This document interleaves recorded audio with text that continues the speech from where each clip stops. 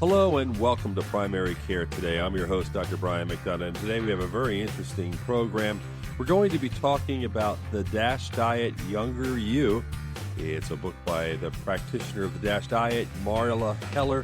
Marla Heller actually has a great deal to say about this and has been speaking around the country. And I thought what is interesting is for an audience physician group and a lot of people who are involved in healthcare, it might be interesting to talk about the old view of the DASH diet, how it can help and even help in life and longevity and all those other areas. So it's a real pleasure to have Marla on the program. I want to thank you for taking the time to join us. Oh, thank you so much for inviting me, Brian. Tell me a little bit about your feelings about the DASH diet and your take on it. Obviously, you're listening to a lot of doctors who take care of others and provide care are listening, but what do you think from your perspective? Well, first of all, it's important to remind people what the DASH diet stands for. And it was developed in research that was entitled Dietary Approaches to Stop Hypertension, and it was designed to help people lower their blood pressure as well as the first-line medications would typically do, and that it did in just 14 days. So with the DASH diet, it's something that's extra rich in fruits and vegetables, low-fat and non-fat dairy, along with beans, nuts, and seeds. And then, of course, the other healthy foods that you would have, great, lean, rich, protein-rich foods, along with mostly whole grains and heart-healthy fats. So that's a healthy diet, but here you have a plan that has been proven to help people improve their health, and it's almost 20 years after the initial research was published, and still very few people know about it. And that's one of the things that's really a concern because this is something that is recommended in the dietary guidelines in terms of someone who's newly diagnosed with high blood pressure.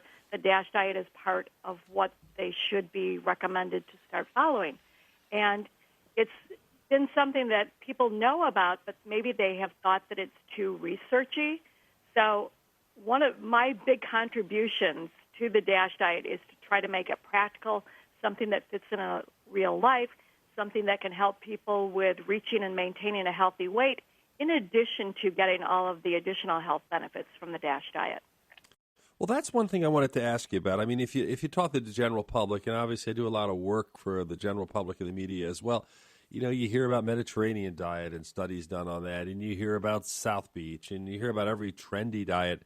DASH diet's kind of fallen to the background in many respects. It's just that old thing that doctors used to talk about, like you said, like a research-driven diet, and some have even said, does it even have value? Tell me about the value and your take on it. Well, the DASH diet is something that can be made more easy to follow, and that really comes down to making it really all about the food and putting together really healthy plans that are delicious and are set up so that it makes it easy for people to follow. And that's one of the things that I've done in the new book, The DASH Diet Younger You, is that there has been a lot of subsequent research on the DASH diet that has been looking at what's the optimal mix of nutrients and so forth. So, in fact, there was just a new study that was published back in December that was published in JAMA, where they were looking at what happens if you cut back on the refined carbs and the added sugars and so forth. And that actually was an outgrowth of another set of DASH research that was done early in the 2000s that showed that you got better blood pressure results by cutting down on those refined foods and the added sugars and so forth. And then this most recent research looked at what happens if you try to include more of the low glycemic index foods. Is that going to improve it? Well, it turns out it didn't actually add any benefit to choose low glycemic index foods because the DASH diet is already so high in fiber that you've got an overall low glycemic index plan. And that actually is one thing that I think may have held back doctors recommending it because the original DASH diet came out of the mid-'90s when everyone was telling people to have, 11 servings of grains every day and to cut back on the protein and cut back on the fat. Well, we know that, first of all, it's a recipe for keeping people more hungry and causing them to overeat because protein and fats tend to be very satisfying. And when you have people eating lots and lots of carbs, you're more likely to send blood sugar up. And then usually if people aren't extremely physically fit, their body's going to overshoot with the insulin, cause their blood sugar to crash. and then they're on this blood sugar roller coaster. So the newer plan is a little bit more balanced, more proteins, more of the heart-healthy fats so that you actually quench hunger, and then cutting back on those refined carbs. And then you have an extremely healthy program that is also great for weight loss because you stay satisfied longer. You're not getting people on this blood sugar roller coaster that tends to lead to more overeating. So when you explain it and you talk to people in general, how do you make it simple for them? I mean, clearly what you said just made a lot of sense, but how do you simplify it for people who maybe are interested in the general public who just want to get kind of a quick overview? The biggest thing is to fill your plate with a lot of colorful vegetables. If you have your plate at least 50% of vegetables, you're going to get filled up, and you're just going to happen to get some of the healthy nutrients that we want from the DASH diet. Then along with that, you do want to have some of those protein-rich foods that are extremely healthy, which can include everything from beans for people who are vegetarians to lean meats, fish and poultry for those people who aren't vegetarian. And in fact, that's one of the things that I've done in the new book, The DASH Diet Younger You, is I do have 14 days of meal plans for vegetarians because that's something that more and more people are becoming interested in eating more healthfully as well as trying to avoid artificial additives. So anyway, you want some of the protein-rich foods. Having some of the things like nuts are full of heart-healthy fats. They're a fun thing to have for snacks. If you pair those up with fruits, for example, it makes a really satisfying snack that stays with you, and the nuts are full of all kinds of minerals and vitamins and so forth that are very protective for our health. So we've got our plate filled up with a lot of vegetables. We've got our lean protein-rich foods. We've got some heart-healthy fats coming in. Then satisfy your sweet tooth with fruits. That's a much healthier way to get that sugar in because with fruit, that you're actually chewing as opposed to drinking fruit, which a lot of people end up doing with smoothies and so forth. When you eat the fruit, it comes packaged with lots of fiber, so you absorb that sugar more slowly, and you're getting energy over a longer period of time. So then it becomes a lot easier to think about following the DASH diet when you're thinking about including a lot of these colorful foods, having meals that are actually satisfying, that make it easy to stay on track. It becomes a wonderful, healthy way of eating that people say they want to follow for the long run. I'm Dr. Brian McDonough. You're listening to Primary Care today on ReachMD. My guest is Marla Heller, dietitian, author of The DASH Diet, Younger You. How did you get so involved with the DASH diet with so many options out there? Had you analyzed them and figured, well, this is something that I believe I really want to push forward? How did it get your attention, so to speak? Well, my master's advisor was one of the original architects of the plan. She is a leading researcher in the field of the relationship of diet and high blood pressure. So she got involved in it, and so I knew about it as soon as the research came out. I started trying to teach it to people, but I found that with the existing materials that were out there, people's eyes would glaze over when they heard, oh, you have to have 4 to 5 servings of fruits and you have to have 4 to 5 servings of vegetables. They immediately just shut down, and they weren't going to listen to anything else that I had to say. So I knew that the DASH diet was so important because of all these major health benefits that we get. So I thought somebody has to really make this practical for people to put into place in their real life. And that's why I wrote the first book, which was the DASH Diet Action Plan.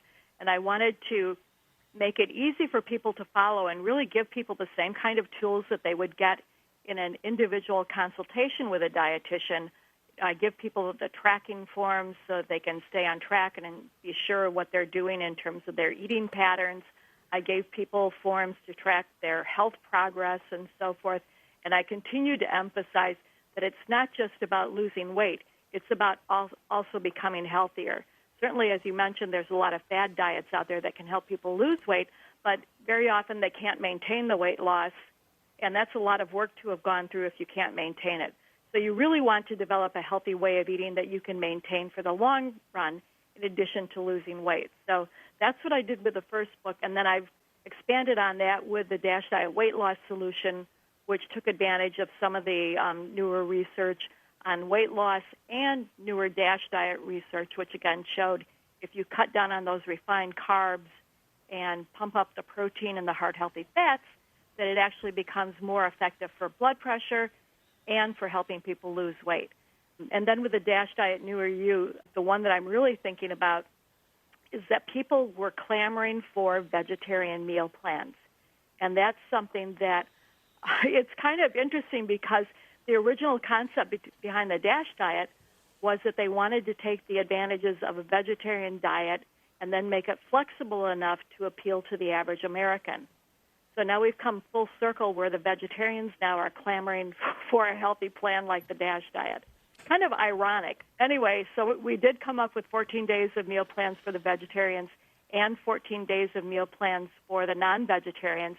And also I've been getting a lot of readers who wanted to avoid artificial sweeteners and other additives. So with this plan, we have come up with a lot of recipes and ways to work around the artificial sweeteners so that people can still satisfy that sweet tooth without adding a lot of extra sugars and so forth. And I'm encouraging people to, if it fits in their budget, to try to choose more additive-free foods, more organic foods and so forth. It's just something, people are changing. They're becoming much more receptive, or you could even say they're becoming more demanding about wanting to eat more healthful foods. You're listening to Primary Care Today on ReachMD. I'm your host, Dr. Brian McDonough. My guest is Marla Heller. She's a registered dietitian. She holds a Master's of Science in Human Nutrition and Dietetics from the University of Illinois in Chicago. And as she mentioned, she was trained in DASH by one of the original architects of the original NIH research. And she's been working for over 15 years to help her patients put DASH into practice. You probably may know of her writing, not only from her New York Times bestsellers, but she's also been featured nutrition expert for the Chicago Tribune and Washington Post. So you do a lot of work and you talk about the DASH diet, but the other thing I'd be remiss not talking about is you say shed 20 years and pounds in 10 weeks. What's the 20 years? How do you pull that off? Well, we know that when we have a diet that's extra rich in fruits and vegetables, you've got a lot of very powerful antioxidants that are coming into your system. And, we're learning so much more about what helps to preserve the telomeres on our DNA, and antioxidants are one of the things that are going to help with preserving that, along with a generally healthy diet and being more physically active and so forth. And just going back to even the basic things that the DASH diet was designed to do, reversing high blood pressure. Someone who has normal, healthy blood pressure is going to be physically younger than someone who has had high blood pressure for a longer period of time. People who have high cholesterol, you've got your arteries being clogged up and more difficulty moving oxygen into the tissues through the small blood vessels and so forth. So cleaning things up, keeping your blood pressure at a healthier level, cleaning up those arteries. And now with the newer DASH diet where we're not pumping in all those refined carbs, we actually find that it's easier for people to get their blood sugar under control and to reverse high triglycerides and so forth. So these are all things that are diseases that are aging, and in fact, a lot of times some of the medications that we take to control them actually speed up aging as well. So by getting a healthy diet, having a diet that's rich in antioxidants, getting in a lot of the dairy, especially the fermented dairy, that are going to be bringing in a lot of the probiotics that are going to keep our intestinal health up, trying to avoid a lot of the pro-inflammatory foods that are typical of processed foods. These are all things that once people want to adopt a healthy eating pattern, they actually are going to make their body physically younger. The DASH Diet Younger You is written by Marla Heller. She has been our guest on Primary Care Today on ReachMD. I want to thank you very much, Marla, for taking the time to join us. I really appreciate the time you spent and talking to our listeners about not only the book, but your approach on it. We really appreciate it. Thank you so much. This is Dr. Brian McDonough. If you missed part of this discussion, please visit reachmd.com/primary care today. You can download the podcast. You can learn more on the series. Thanks again for listening.